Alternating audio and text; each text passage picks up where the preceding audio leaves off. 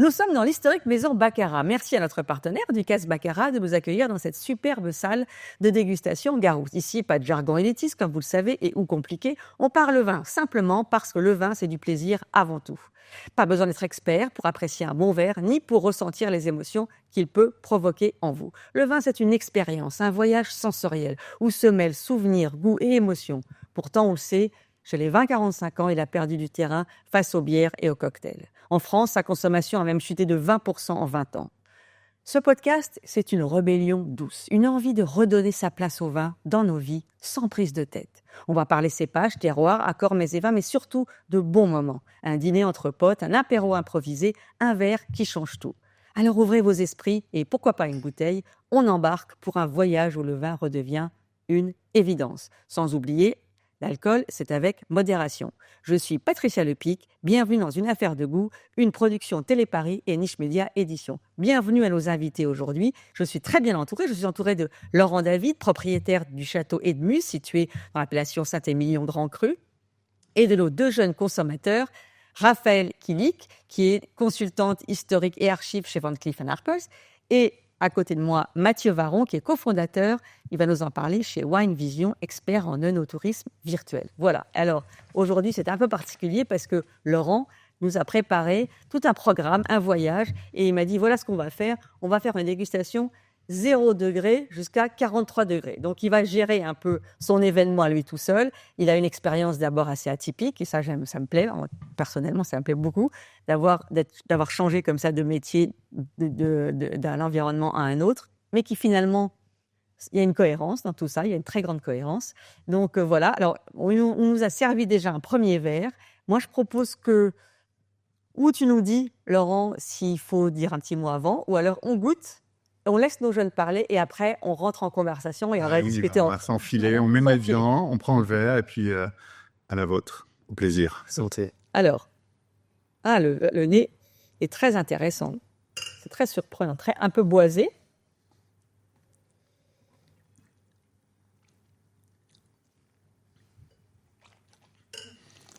La première chose, c'est est-ce qu'on aime ou on n'aime pas. C'est le critère numéro 1 quand même. Moi j'aime. Toi, tu aimes. Moi j'aime. Un, j'aime. Ouais. 2, j'aime. J'aime, mais c'est pas du vin. Ah, pourtant, c'est rouge, ça vient dans une bouteille. Qu'est-ce qui te fait dire que c'est pas du vin? Je pense que c'est... Je m'attends vraiment à cette chose derrière, cet alcool derrière. Et c'est vrai que je sens que... Je suis d'accord avec moi, Raphaël. c'est du Moi, jus. j'aime, mais j'ai ce petit côté jus, mais ce jus quand même très sophistiqué, Oui. qui laisse en bouche quand même une envie d'en reprendre. Ça me plaît, ça, quand tu dis ça. Et Mathieu? Un côté bonbon à la fin, justement, qui donne ce côté un peu asséchant et qui donne envie de retourner aussi sur le vin. Ah bah, Paris gagné, alors. D'ailleurs, on reprend tout de suite. Tu vas nous dire ce que c'est Je vais vous dire, alors. Oui, parce que nous, on ne sait pas. Bah, écoutez, c'est tout simple, vous avez tout juste. C'est du vin, mais ce n'est pas du vin dans la définition stricte de ce qu'on a pu boire jusqu'avant. C'est un vin que l'on a désalcoolisé. C'est-à-dire qu'on a fait le vin, on a fait les vendanges, on a élevé le vin, on l'a pressé, il a fait sa fermentation, on l'a élevé pendant 24 mois, il est passé en fût de chêne, et puis on a mis quelques bouteilles de côté pour le désalcooliser. D'accord. Et c'est le premier grand cru désalcoolisé. Alors, on ne peut pas l'appeler grand cru de Saint-Émilion, même si ce sont des raisins de Saint-Émilion, de notre parcelle de grand cru. Hein, il est déclassé en vin de France, c'est la loi, et c'est très bien comme ça. Bien sûr. Et donc là, on a le fruit de ce travail-là, où on est à 0 degré d'alcool. Donc, quand je vous disais de 0 à 43, c'est bien ça, parce que vous voyez tout à l'heure, cet alcool qu'on a enlevé, on l'a gardé, on en a fait autre chose. Mais là, on a un grand cru désalcoolisé. On a voulu tenter l'expérience. On a, nous, des actionnaires qui viennent un peu de tous les profils. On avait une jeune femme qui était enceinte à un Noël. On racontait, qui disait, tiens, pourquoi pas. Elle nous lance le défi, faisons un grand cru désalcoolisé. Tout ce que je vois n'est pas bon, j'aimerais en faire un très bon. Donc, le défi était lancé. Et 2 ans de travail après, voilà, on est fiers de ce 0. Moi, je suis agréablement surprise. Je vais goûter, hein, Ouais. parce que j'ai goûté un alcool désalcoolisé, enfin, je ne sais pas comment on appelle ça, un champagne. Voilà, qu'est-ce que je viens de dire? Un alcool désalcoolisé. Un champagne désalcoolisé, pardon. Un champagne, oui. Oui, un spirit, je ne sais pas comment on dit. Mais là, franchement, non, là, il y a quelque chose qui manque. Il y a un petit truc qui manque. Là, on s'attend, comme disait Raphaël, à quelque chose c'est différent. Mmh. Il est un peu frais, ça vous dérange pas? Non, c'est bien. Au contraire. Au nez, mais au nez, bien, ouais. on ne peut pas croire que ce soit Moi, au nez, on pense qu'on va goûter un vin. Ça fait plaisir, on nous fait plaisir. Et là, non, moi, je trouve ça très intéressant. Écoute, On a envie de dire, voilà. On se replonger. il y a un côté, moi je l'ai, mais c'est particulier, ça, c'est un peu notre signature, c'est un peu le côté salin, sapide à la fin. Exactement. Vous continuez à saliver, vous avez ça ou pas? Oui, c'est ce qui me donne envie d'y retourner, parce qu'il y a un petit côté salin. C'est pas... Un verre appelle l'autre, comme on dit. Voilà. Mais ce qui est intéressant, c'est qu'il n'a pas le côté, comme ce que tu disais tout à l'heure, c'était un peu un jus. C'est vrai que quand on pense jus de fruits, on a toujours cette idée d'avoir quelque chose de très sucré.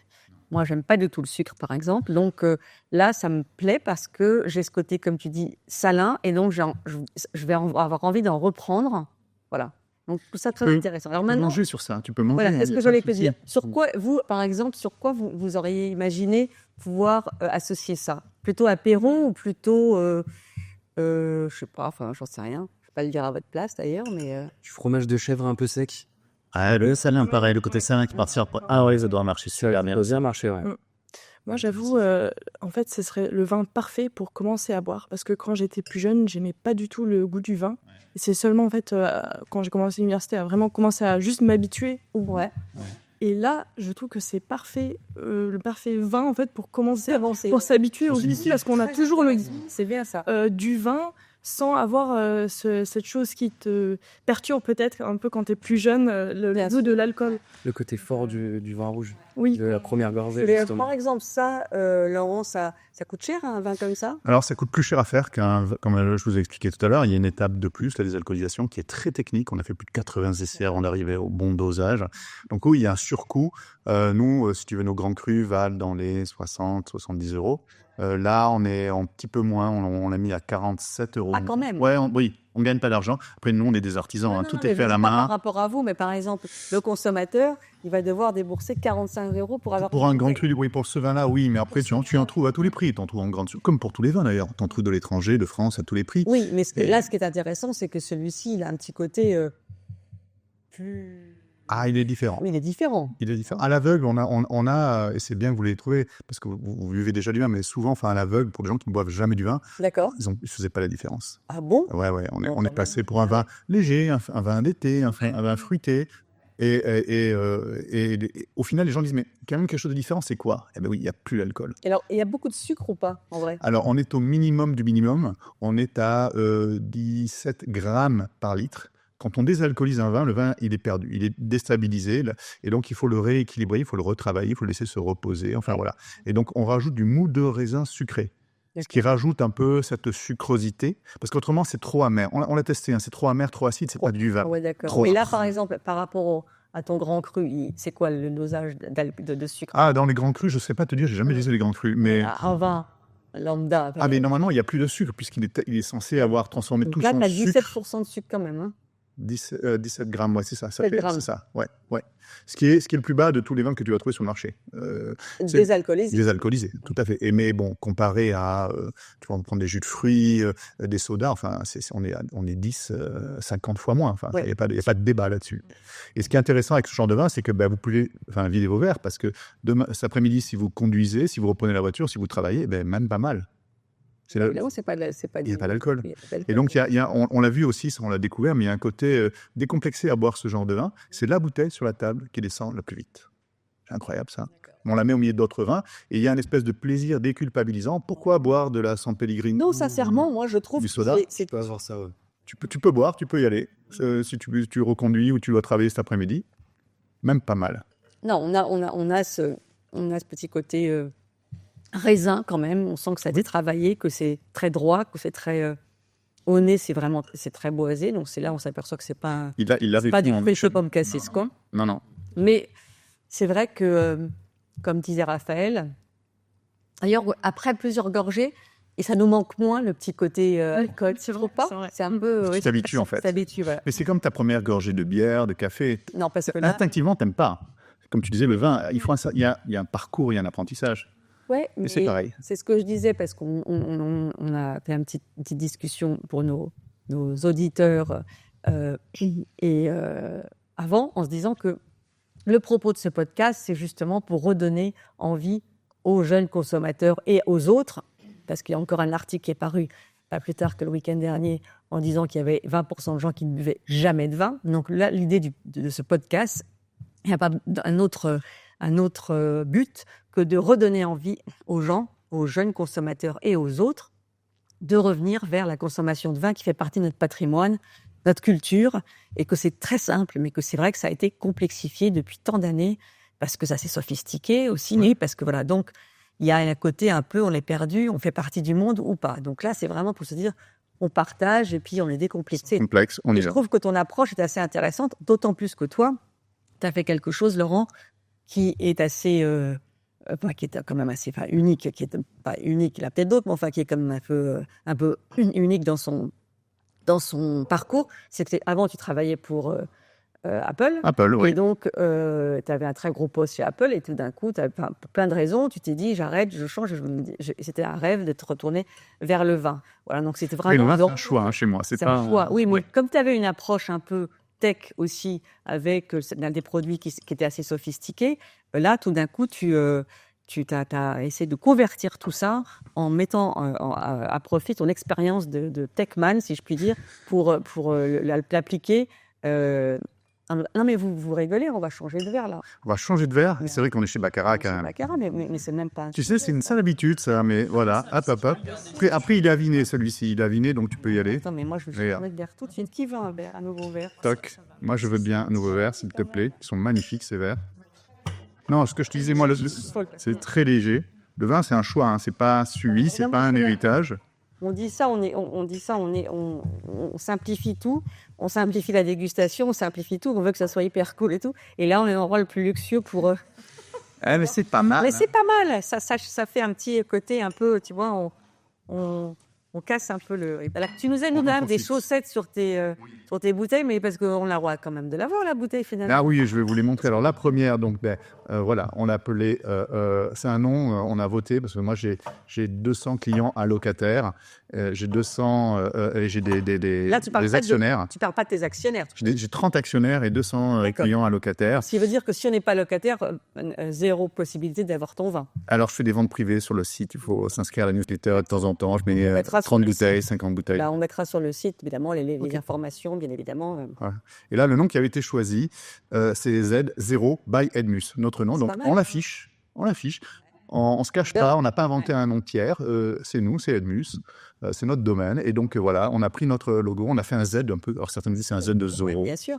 Attends, tu vas la Voilà. retourner parce que comme ça, on va la voir. Tu la vois là, comme ça. Ah, voilà. Et là, on va la Ça fait très classe. T'aimes bien? Ouais, j'aime beaucoup. C'est Je sors et c'est fait avec des tout petits moyens Photoshop à la maison. Eh ben, c'est top. Mais écoute, Très bien. Très bien. Parce que c'est vrai que le vin sans alcool, il y a souvent des producteurs qui essayent d'aller un peu dans des étiquettes qui marquent, des couleurs flashy, etc. On est sur quelque chose de simple, épuré, et on comprend bien, il y a bien le zéro. Donc, alors là, autre étiquette, autre voyage, je vous la montre. D'accord. Voilà, là, volontairement, alors je ne sais pas si la caméra le voit. Mais là, à voit. côté de l'autre, comme Je la mets à côté comme ça. Voilà. Ouais. Autre univers. Là, on voulait, vous allez le goûter, vous allez vous faire votre propre opinion, mais déjà, là, voilà, on vous amène dans un autre univers, on veut vous y amener. Est-ce que vous allez nous suivre? Donc là, il y a de l'alcool. Hein. Il y a de l'alcool. Ah oui, il y a de l'alcool. Il y a de l'alcool. Il y a même beaucoup d'alcool, dis donc.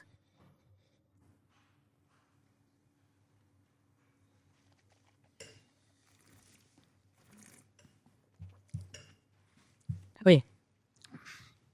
J'aime beaucoup. Mais oui. Mais tu vois, quand tu passes de 0 à 13,5, tu te rends compte de la Ah. puissance de l'alcool. là, je suis directement. Ça change, hein? Il y a un bon équilibre. Hein. Très bon. Alors, qu'est-ce que... Raphaël. Ah mais Raphaël, pardon. Pour moi, c'est un peu acidulé vers la fin. J'aime beaucoup. J'ai pas l'habitude de se ressentir ça en buvant du Bordeaux. Mais c'est nouveau et C'est un vraiment... compliment, ça. Ah, poivré, moi, j'ai un petit côté poivré. Il reste bien en bouche. Il a une longueur très bonne longueur. C'est dans le chien. Mais on reste quand même dans un vin facile. Ouais. Pour un Bordeaux. Un vin d'apéritif qui base Exactement. bien. On commence avec ça et puis on peut finir au dessert avec. C'est vraiment un vin passe-partout, mais qui a quand même du corps. On sent bien le travail derrière. Pas du jus de fruits. Ouais, c'est ça. D'accord.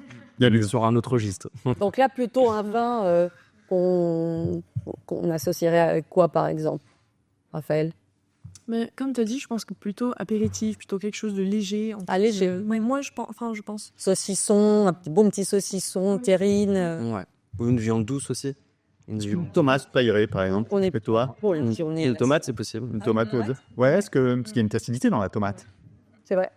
Alors, qu'est-ce Ça que vous c'est? doit Alors, être- présentons ce vin. Alors ça, c'est un vin, bon, chez nous, c'est tout petit, on fait 1,6 hectare, on fait tout à la main, on est en grand cru, on est en biodynamie, enfin voilà, on fait de la dentelle. Et bon, on ne pouvait pas grossir parce qu'un hectare 6, 1,6 hectare. D'accord. Et donc, il y a des jeunes voisins qui sont installés, là, je les salue, le domaine des 4 vents, Antoine et Julie. Et on aimait bien la façon dont ils travaillaient. Eux-mêmes, ils ont un métier dans la vie. Et le soir, ils s'occupaient de ce projet de vin. Et on a choisi avec eux et avec notre œnologue, Stéphane de Renoncourt, Romain, Ah, c'est Yari. Stéphane de Romain. C'est Stéphane qui nous aide. Ouais, ouais. Vous êtes d'accord. On a choisi une de leurs parcelles. On voulait faire en fait un vin qu'on ne pouvait pas faire avec nos vignes, mais on voulait un vin, je vous l'avais dit, fruité, juteux, croquant, voilà, quelque chose de... Pas de bois, il n'est pas passé dans des barriques, pas de tanin. Il vous a pas séché la bouche. Non. Hein? Non. Bon, c'était ce qu'on voulait. Et donc, l'idée, c'était ça, c'était avoir du plaisir un peu immédiat. Le vin que tu vas boire presque un peu frais, tu sais, que tu laisses un quart d'heure dans le bac à légumes, tu sors, et puis ça commence à l'apéro, et puis ça C'est- t'accompagne jusque dans la soirée. Donc ça, il est fait sur votre terroir, en fait, mais Ça, il y a aussi une collab. c'est une collab. Mais les jeunes, en fait, ils apportent quoi? Alors, c'est leur raisin, c'est leur raisin, c'est leur parcelle, non.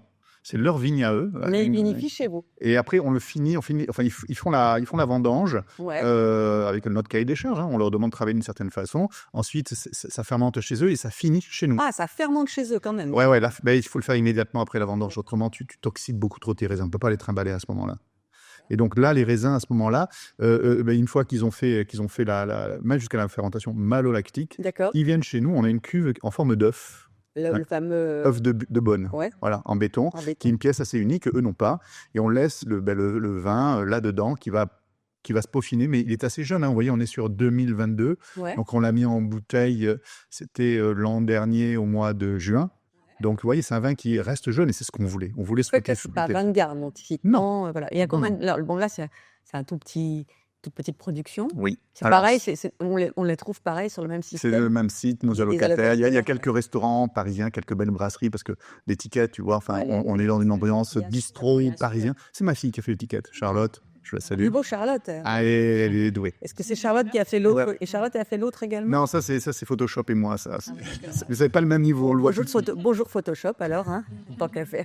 Non, mais voilà. Et on voulait quelque chose de frais, tu sais, qui inspire cette art de vivre à la française, le bistrot, le verre de rouge que tu prends, il est 17h, tu vas trinquer, tu vas rester jusqu'au bout de l'année. Alors ça, pareil, donc c'est des petites productions. Oui, C'est 1200 quel- bouteilles. On a fait 1200 bouteilles. Donc relativement cher quand même, ça. On a réussi à diviser par 2 le prix par rapport à ce qu'on fait nous avec nos vignes de Grand Cru. Donc là, on est à 24,50 €. Ouais, quand même. C'est un prix, mais bon, c'est de l'artisanat, c'est une parfait, collab ouais. et c'est bio, c'est propre, c'est bon, c'est juteux et c'est notre travail, quoi. C'est ce qu'on aime faire. Ouais. Non, mais Ça vous plaît, ce genre de vin? Absolument. Ouais. C'est le vin, on va dans un café à 16h, 17h, on prend un ouais, verre. ça, voilà, j'aime bien. C'est là, par exemple, Mathieu, parce que tu vois, Mathieu, il dit la phrase que je voulais entendre, que j'ai encore jamais entendue, pour que les jeunes qui vont au bistrot en fin de journée Ouais, c'est ça. prennent un verre de vin et non pas, allez, j'ai rien contre la bière, mais une bière ou un cocktail sucré et tout. Voilà, il faut revenir vers. Et puis, le moment où vous allez partager au bistrot en buvant un verre de vin comme celui-ci ou autre, vous allez vous en souvenir si c'était sympa et vous allez imprégner, le vin va s'imprégner dans votre mémoire. Ça, on le redira jamais assez. Ah, c'est une Madeleine de Proust, le vin. Ça ancre les moments. Enfin, Ça rentre tu sur sais. les moments, ça réconforte, ça rassemble, ça fédère. Et bon, voilà. Et donc, il faut. Quand le moment est là, les gens sont là, on s'en souvient. Le vin, il vient souligner, il vient amplifier ce moment. Il fait partie de notre vie, voilà. Bon, alors, on ne fait pas qu'il faut. Bien sûr, comme ce qu'on disait aussi, il faut boire avec modération. Il ne s'agit pas d'être ivre, de beurrer la gueule toutes les 5 minutes. Mais ça fait partie d'un petit moment. C'est comme tu dis, une Madeleine de Proust, un bon repas, la gastronomie française. Et puis ça va avec. Voilà, on accompagne le vin. Mais ça peut aussi se boire avec des petites amandes grillées. Et puis voilà. Bien sûr. Voilà. Ce que c'est vraiment le partage de la bouteille, en fait, ce qu'on n'a pas vraiment avec d'autres alcools. Exactement. C'est de pouvoir partager. Je veux dire, ça va tourner, on va boire la même chose. Donc tu prends un verre, ensuite tu dis ah non, je vais prendre la bouteille. Et ensuite tu partages la bouteille. Exactement. J'aime bien cette. Sauf des verres individuels. Des verres individuels. Tu vois, il y a cette symbolique aussi. Il y a cette symbolique. Partager la même chose. Oui, parce que souvent, quand on va au café, on dit, allez, tu prends quoi? Chacun dit, bon, on va prendre moi rosé, moi aussi, un verre de rosé, moi aussi. on n'a qu'à prendre une bouteille. C'est On est 4, allez, on prend une bouteille. Ouais. Voilà. Et on est vraiment dans ce partage, dans cette idée du partage. Voilà. Et c'est ça le vin aussi. Enfin, c'est bien sûr, il y a les grands crus, on va en boire. Il y a des vins de garde, il y a des vins qui ont d'autres histoires. Mais le vin, c'est ça aussi. Enfin, c'est le moment, la convivialité. Mais même avec le grand cru, on peut avoir un moment Absolument. comme ça. C'est ça l'idée. Hein. C'est pas de se dire tout le temps, le repousser, l'idée, non, on va pas le boire maintenant parce qu'on ne sait pas. Si, pourquoi pas. On peut partager, on se sent bien. Il y a des petits moments de vie comme ça qui sont des moments suspendus. Ça mérite on est bien d'ouvrir une grande bouteille, même si c'est pas le baptême ou le je sais pas quoi de quelqu'un. Voilà. J'en ai amené un 3e. Est-ce qu'on change de verre aussi cette fois-ci? Parce que le 4e, ça va être une expérience encore différente. Écoute, moi je propose qu'on... Hop, on te fait passer les verres. Voilà. On est en direct, comme vous pouvez le constater. Voilà, on ne coupe pas, on ne casse pas les verres, parce que j'ai très peur de casser ces magnifiques verres. Non. Les verres, on ne coupe pas au montage.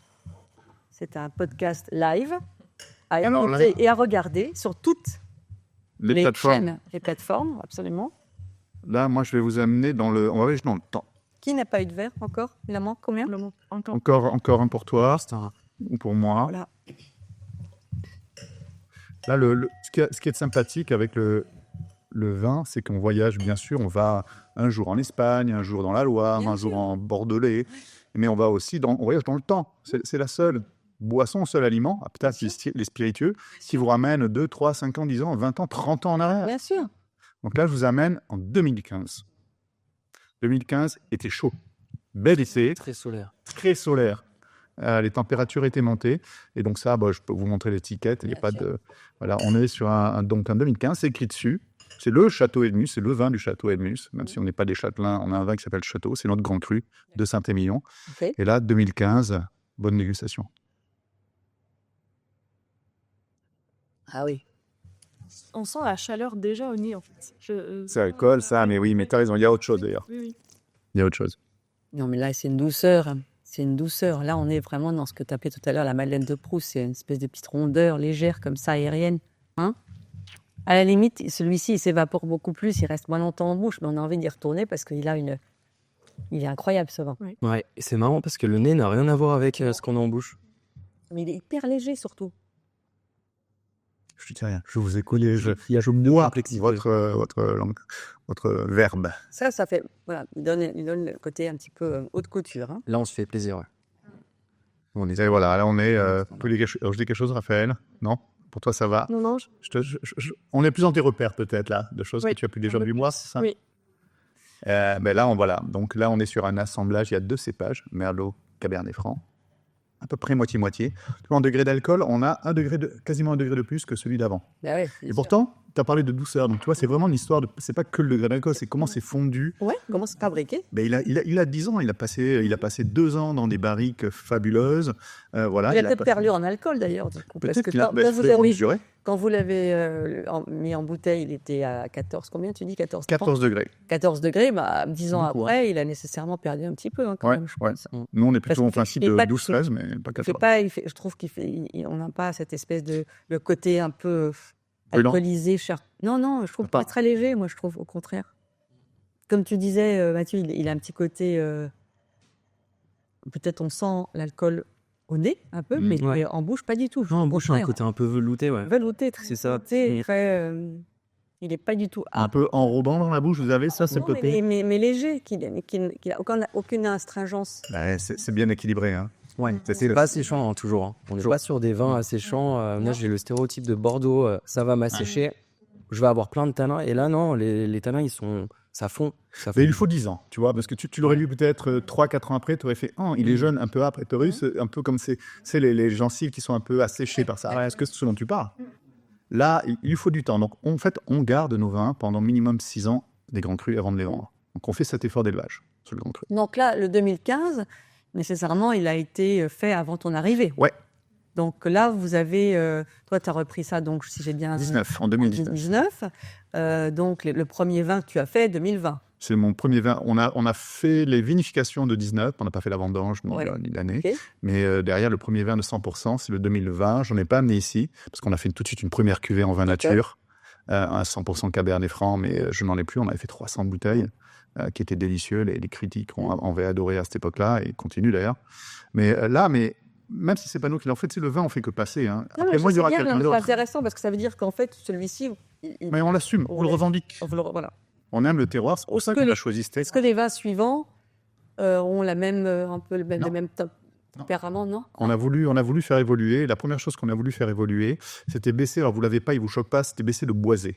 Ouais. Parce que souvent, le boisé, c'était une des signatures qu'on retrouvait un peu trop à Bordeaux, des fois mal faite, des fois un peu... voilà. Et donc, on a voulu le baisser. Comme on a un beau terroir, on a des sols, on a une petite pente douce, de grave, sableuse, qui donne un peu ce côté salin dont on parlait tout à l'heure. Et on voulait que le côté terroir ressorte et soit moins masqué par du bois. Donc, il faut de l'âge, mais il faut aussi travailler le vin différemment. Et donc, c'est pour ça qu'on s'est mis en quête de ces œufs qu'on est allé chercher en Bourgogne, Ouais. pour pouvoir élever le vin dedans et mettre moins de vin en barrique pour pouvoir baisser le boisé. Et donc, tous nos vins ont maintenant cette signature beaucoup plus légère, moins boisée et plus croquant, plus juteux, qu'on retrouvait tout à l'heure dans le Célébration, puis qui s'appelle Célébration, le deuxième vin. Quoi. Ah oui, ça va être célébration, mais tu nous avais pas dit, ouais. C'est il y a une relation en plus aux jeunes maintenant. Les jeunes, ils sont moins sur le bois comme avant. On voulait vraiment aller sur le bois. Là, maintenant, moi, si je regarde avec tous mes amis, on est plus sur des vins qui se consomment maintenant, qui sont sur le fruit. On prend du plaisir. T'as une cave chez toi ? Ouais, j'ai une cave, mais je garde pas beaucoup. Ah, mais c'est bien, elle est pas un bon, rassure-moi. Non, elle est dans un placard. C'est un appartement. Mais déjà, elle est pas à la lumière. Tu vois, Raphaël, je sais pas, toi, si tu habites à Paris, je sais pas si tu peux garder du vin à Paris.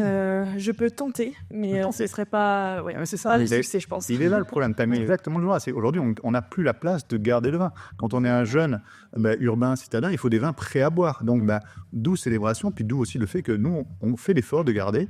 Là, on vient de livrer à nos allocataires, on vient de leur livrer de 2018. D'accord. Les premières bouteilles arrivent, mais tu vois, donc le vin, ils le reçoivent, ils l'ouvrent, ils disent « Ah, il est bon !» Oui, il est bon tout de suite, il sera différent dans 10 ans, mais tu peux l'apprécier tout de suite. Et c'est ça donc il y a cet effort d'élevage à faire. Oui, bien sûr. On le fait de deux façons, soit en ayant des vins tout de suite prêts, soit en ayant des vins qu'on élève. Donc celui-ci, en fait, celui-ci, il n'est pas... vous le faites tous les ans. Ouais. Enfin, c'était la première année, là, c'était un essai. Mais on ne regarde pas celui-ci, nécessairement. Non, mais d'ailleurs, il est parti très vite, d'ailleurs. Est-ce que ça... Il n'est pas fait pour. Pas fait pour, ok. Non. Il n'est pas fait pour, il n'y a pas de...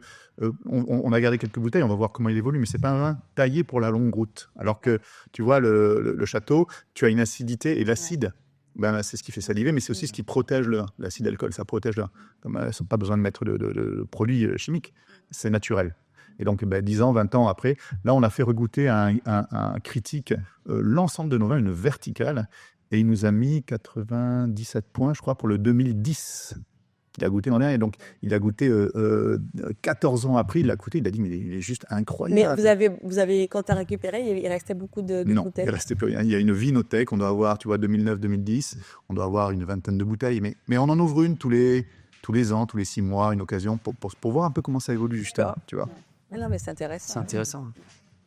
C'est l'histoire, le vin, ici. Oui, c'est l'histoire, ouais. Et puis, la dernière étape, parce que je vois que l'heure court. Non, ça va. Mais ça va. Mais j'aimerais bien aussi que Mathieu nous parle un peu de son métier, parce que lui, il se trouve qu'il a un métier, en plus, je vous ai présenté rapidement, succinctement au début, aussi bien Raphaël que Mathieu, mais Mathieu a un métier quand même qui se rapproche du vin, enfin qui est totalement dans le vin. Tu peux nous en parler dans le vin.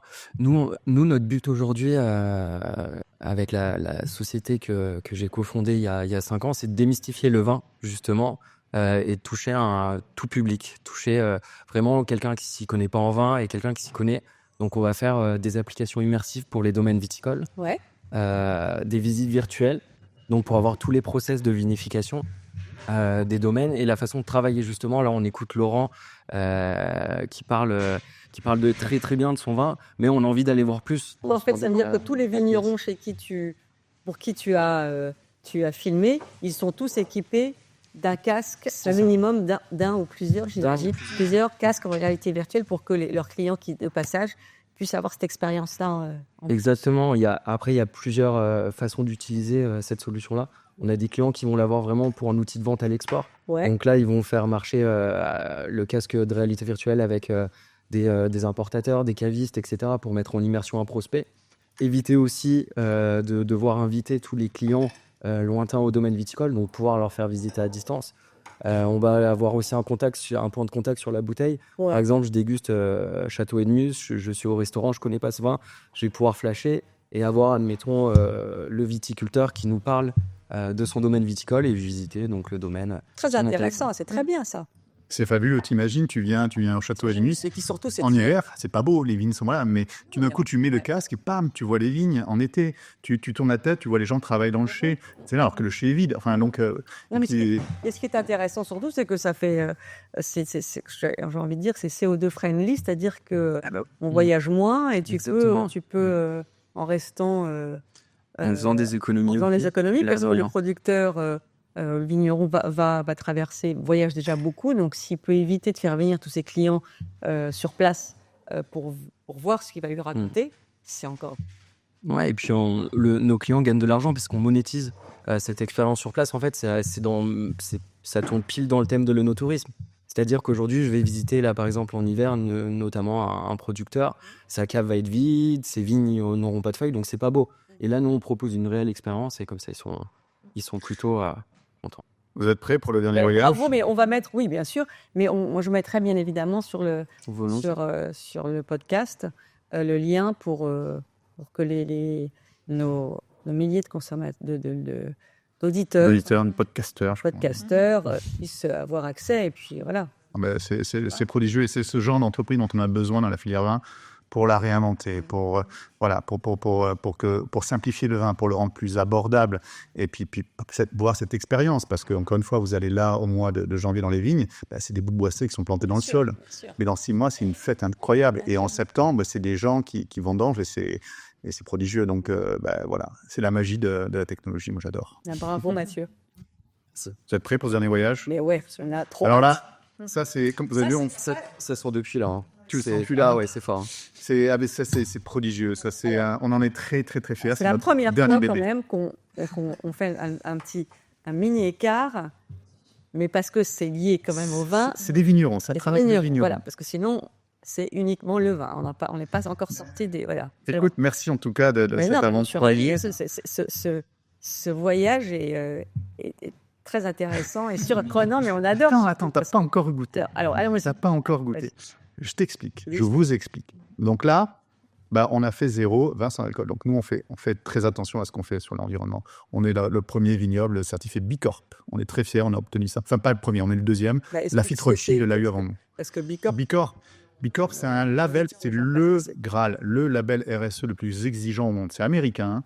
Tu connais des sociétés comme Patagonia? oui, moi je connais. Mais Voilà, Patagonia, ils éditeurs vont aussi. très très loin dans la démarche RSE, donc sociétale, environnementale, une responsabilité ESG en français. Voilà.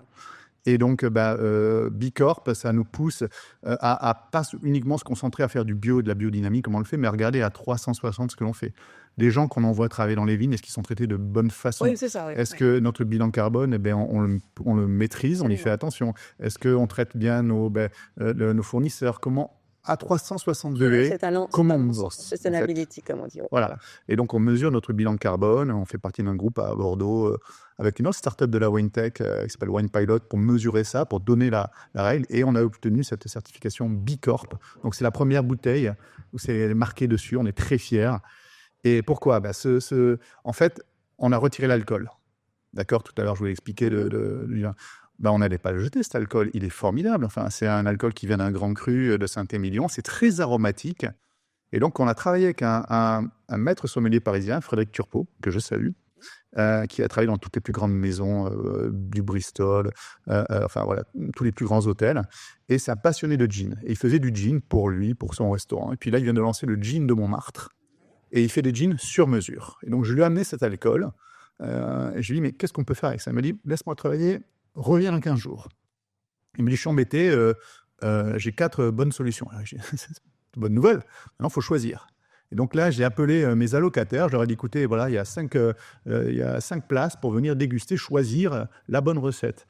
Rendez-vous un lundi de novembre à 17h à Montmartre. En fait, ils sont venus à 10, donc on était un peu tassés.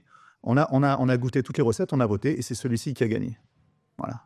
Et donc, c'est un gin qui est un gin de vigneron, fait d'un grand cru de Saint-Émilion. On n'a pas le droit de l'écrire dessus, et on ne l'écrira pas, mais c'est ce qui s'est passé. Ça a été donc, c'est une recette classique de gin, distillé avec genièvre.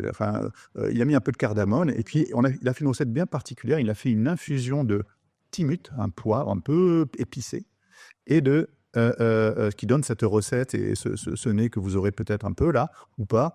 Un nez un peu agrume, Ah oui, peu un mousse. peu agrume, ouais. Mais là, est-ce que tu nous as mis déjà Alors, là, je vous l'ai fait sec. Enfin, il y a de la glace. Et donc, il a mis de l'hibiscus. Et ça donne c'est cette ça, couleur. c'est ce Voilà. petit côté un peu rosé comme Et ça. voilà, c'est ça. Et donc, tout ça, ça a été ensuite produit par Boris Général de la distillerie des Deux Mers, qui est à 15 km de Château-Edmus, un jeune qui se lance encore. Salut Boris, qui est hyper doué. Et voilà. Et donc, vous avez Ça ça. dit bonjour pendant ce podcast. Ben oui, mais moi, c'est Alors, un sport d'équipe, le vin. Là, C'est un sport d'équipe, le vin. Enfin, et ça commence avec les plus jeunes qui toujours réagissent. T'as bien raison. Et puis après, chacun amène son expertise, sa compétence. Et moi, je suis un chef d'orchestre là-dedans, tu sais. Ouais. Bah, quand même, ouais. Quand même. J'ai dit quelques idées. Oui, Alors- les idées. Mettez le nez dedans. Allez-y, faites-moi plaisir.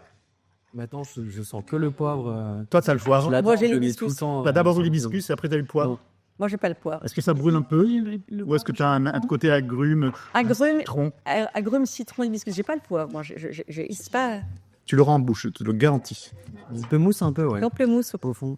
Poivré mais parfumé en fait. C'est vraiment intéressant comme. Donc là, on le goûte sec, du coup. Si tu veux. Non, moi, je préfère le goûter avec. Après, c'est fort, hein, on est à 43 degrés, donc et voilà les 43.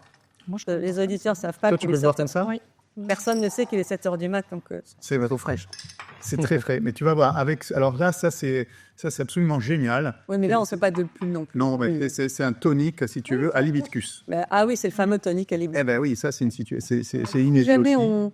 on prend ton gin avec un bec Schweppes, ça va le faire? T'as un bec tonique ou pas? Non. Il faut prendre soit quelque chose de neutre, Ouais.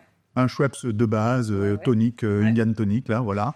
Soit tu vas sur celui. On a fait des dizaines de tests, pareil. D'accord, ok. Et celui qui ressort, parce que souvent c'est un peu sucré. Tu vois, les toniques, ça peut être un peu sucré, donc on préfère des choses bio, bien faites. Et puis l'idée après, c'est d'avoir soit celui-ci, soit un autre. D'accord. Moi, c'est comme ça que je le vois. Et croyez-nous, la recette avec celui-ci, là, Ah oui, c'est parfait. hibiscus. Waouh. C'est incroyable, hein, parce que ça, il y a le côté. Oui. Est-ce que c'est le tonique qui donne le côté hibiscus plus ou pas? Non. C'est les deux. En fait, t'as hibiscus plus hibiscus, Très donc ça bon. marche. T'es pas dans la chimie, composer le truc bizarre ou je sais pas quoi. Non, On est biaisés, nous, les jeunes, sur le goût du gin, hein, finalement, parce que ça, c'est un goût que j'ai jamais eu. Tu vois, à l'aveugle, je devinerais même pas que c'est du gin. Hein. Et quand tu l'as goûté sec, tu l'avais ou pas? Ouais, par contre, quand. T'étais gin, d'accord. Ouais. Est-ce que ouais, je me demande si c'est pas mieux de le goûter avec un autre, comme tu dis, parce que là, est-ce que ça cache pas un peu ou ça Non, donne pas un peu plus alors, d'amplitude sur l'hibiscus à cause, non? c'est toujours une histoire de point de vue et la vérité, enfin, c'est ce que je ressens. Hein. Il n'y a pas de recette écrite. Nous, ce qu'on a trouvé, c'est que hibiscus plus hibiscus, ça faisait ressortir le côté agrume. Mais ça ne rajoutait pas quelque chose qui venait d'ailleurs. Non, c'est Donc- intéressant, c'est pas sucré. Et voilà, ça n'est pas sucré. Ça intensifie. Ben oui, c'est ça, il y a une espèce d'explosion de... Ouais. Non, mais c'est très bon ça, Ouais, c'est très très bon. très bon. Voilà. Et après, si tu montes, est-ce que je peux te le diluer un petit peu plus? Ouais, bien sûr. Tu vas voir. Là, du coup, ça devient quelque chose de très... Et puis déjà, c'est beau. Moi, je trouve Très ça beau. Ah ouais, la Couleur couleur. rose, comme ça. Ouais. Et tu peux voir. Ouais. Moi je préfère même juste comme ça, j'aime beaucoup. Parce que tout seul. Je te le dénie un peu plus, tu vas voir, c'est encore autre chose. Ok, merci. Toi, tu bois presque sec. Oui, mais c'est tellement complexe seul. Moi aussi. Non, je trouve ça très bon. Là, ça fait encore plus aérien. Ah, C'est un petit côté pétale de rose, un petit côté comme ça. Hein. Mais je trouve que, je ne vais pas dire qu'il suffit à lui-même, c'est 43 degrés. Mais je pense qu'avec un soda Neutre. neutre, Ça marche je bien. l'ai aussi, ouais. Mais là, Voilà. ça fait une boisson. T'as un cocktail là, c'est très sophistiqué. C'est pas un C'est un cocktail, hein, gâteau, quoi. c'est simple, quoi. C'est ça. toc-toc, deux trucs. Alors après, tu peux rajouter un fruit, un truc, un machin. Alors par exemple, ça typiquement aussi, c'est un gin un peu premium. C'est pas. Oui, voilà. il y a 472 bouteilles. Tu as vu le travail qu'on a fait dedans.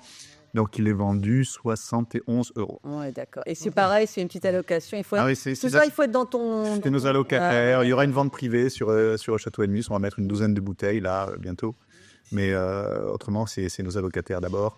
Après, il part à l'export chez notre importateur au Canada, en Angleterre. Ils ont environ 80 bouteilles d'allocation. parce que ça va dans des lieux où il y a des cocktails super. Et d'ailleurs, bien sûr. il sera bientôt dans un endroit sublime avec un cocktail sublime. Si vous aimez le Negroni ou ce genre de cocktail, c'est un cocktail parfait parce qu'il s'appelle le gin de Marguerite. Marguerite, c'est ma grand-mère, en fait. Mais oui. Et en fait, on avait appelé notre rosé, on a fait un rosé, on a fait 300 bouteilles de rosé il y a 2 ans. Il y a aussi du rosé. Il y a aussi du rosé, oui. Oui, mais je ne l'ai pas amené là. Il faudra que tu reviennes à l'époque du rosé. Hein. On à l'époque, le rosé. On boit tout le temps. Bon. J'adore le rosé, c'est bon.